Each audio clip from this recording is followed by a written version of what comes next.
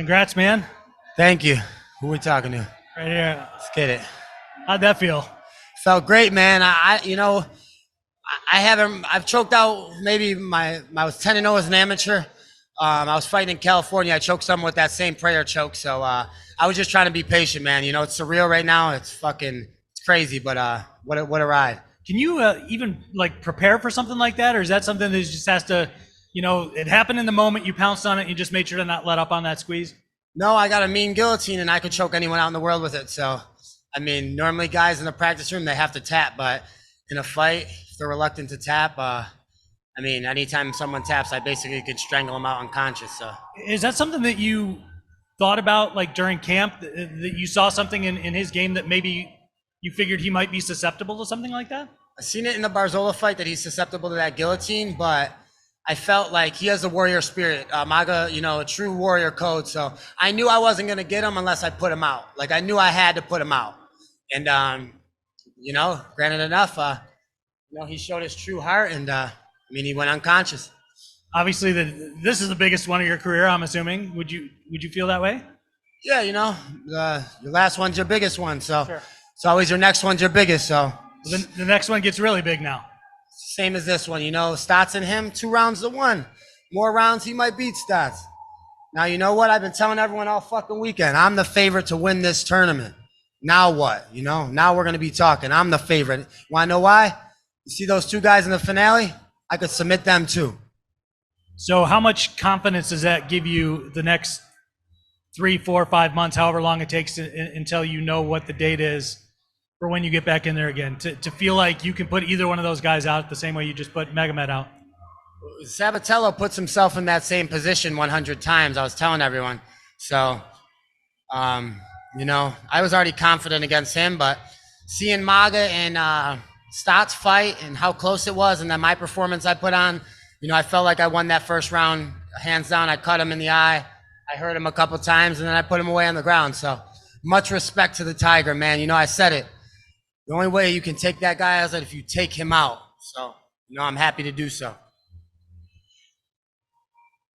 So, Patchy, were you at all concerned that you might have also burned yourself out had he gotten out of that?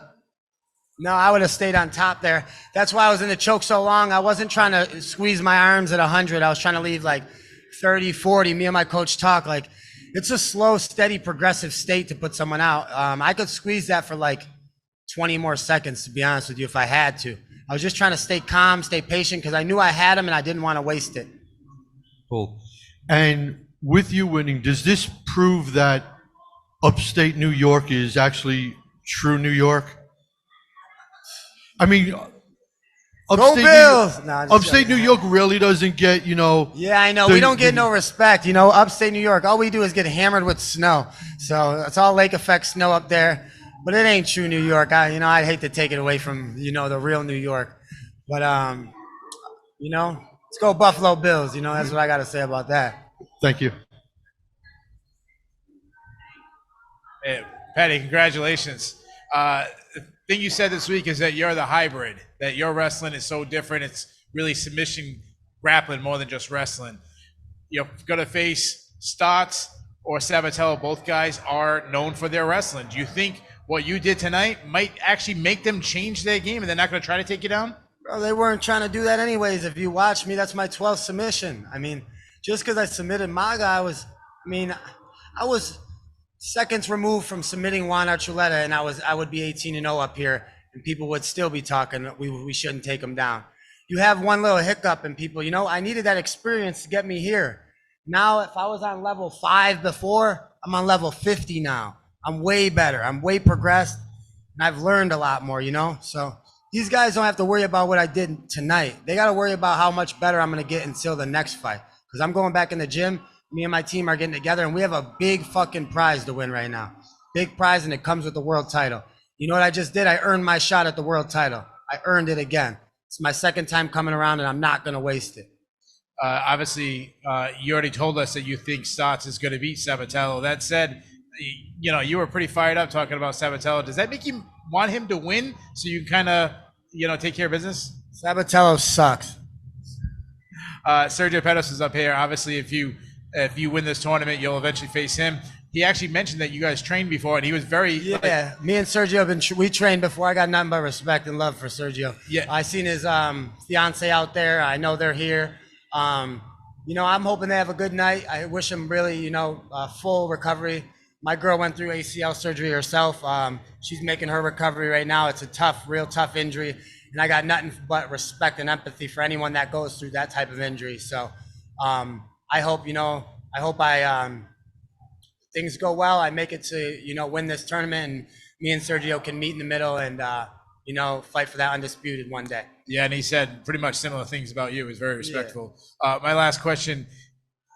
The best bantamweight in the UFC is Aljamain Sterling. I think you made a statement tonight that you're the best. You guys kind of have very similar, long, lengthy guys who you have a wrestling background, but it's a lot about the submission. Yeah, Aljo's good too, man. I train with him at Couture's, nothing but respect. Him, we train with Marab too. He's like top 3 in the world as well.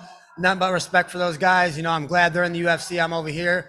We don't have to do no cross bullshit. You know, we could train together, keep leveling up, and you know.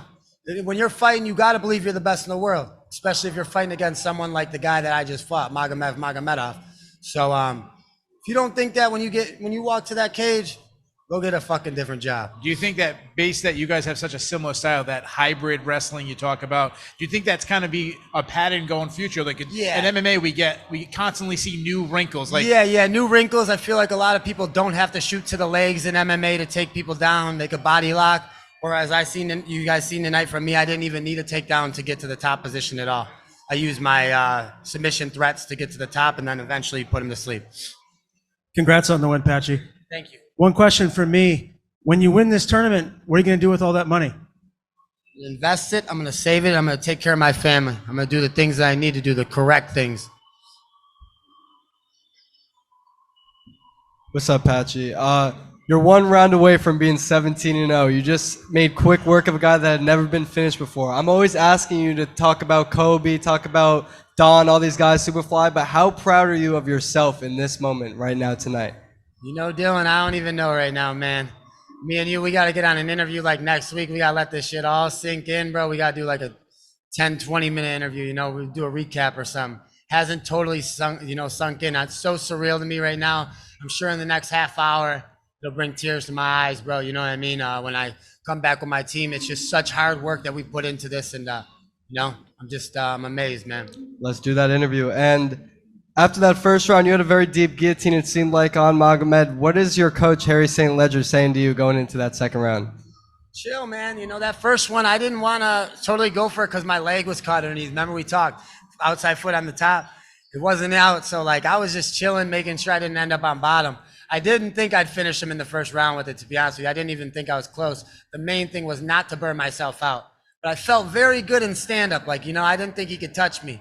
Like, when I'm able to hit hard and we're out there, it's way different than in the gym, man. I could hurt you, you know what I mean? So I got good boxing, I got good kicks, and I got good, my eyesight's pretty good.